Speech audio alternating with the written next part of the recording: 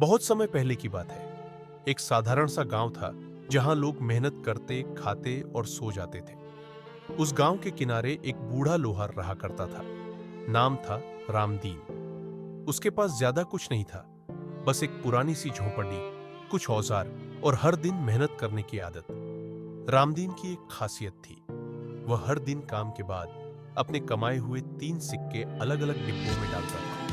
एक सिक्का वो अपनी जरूरतों के लिए रखता, दूसरा दूसरों की मदद के लिए और तीसरा तीसरा वो किसी खास दिन के लिए बचा कर रखता। गांव के लोगों को उसकी ये आदत अजीब लगती थी। कोई हंसता तो कोई कहता, अरे बाबा, 3-3 डिब्बे क्यों? आखिर में तो सब मिट्टी में मिल जाना है। रामदीन बस मुस्कुराता और कहता, नहीं बेटा, ये 3 सिक्के ही हैं जो इंसान को जिंदा रखते हैं। एक पेट के लिए, एक दिल के लिए और एक आत्मा के लिए। समय बीतता गया। रामदीन बूढ़ा होता गया। अब वो ज्यादा काम नहीं कर पाता, लेकिन 3 डिब्बों की परंपरा आज भी वैसी ही चलती रही। एक दिन गांव में अकाल पड़ गया।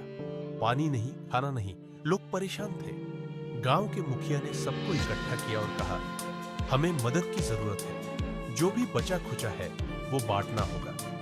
लोग अपने अपने घरों से कुछ दाने, कुछ पानी लेकर आए। लेकिन असली चौंकाने वाली बात तब हुई जब रामदीन अपने घर से एक भारी भरकम थैला लेकर आया। लोग हैरान थे। बाबा, ये सब कहां से आया? रामदीन ने मुस्कुराते हुए 3 डिब्बे खोल दिए। पहले में सिर्फ कुछ पुराने सिक्के थे। ये मेरे खाने के लिए थे। दूसरे में चांदी के चमकते सिक्के, ये दूसरों की मदद के लिए। और तीसरे में सोने के सिक्के। गांव वाले हक्के बक्के रह गए। ये तीसरा डिब्बा? रामदीन की आंखों में चमक थी।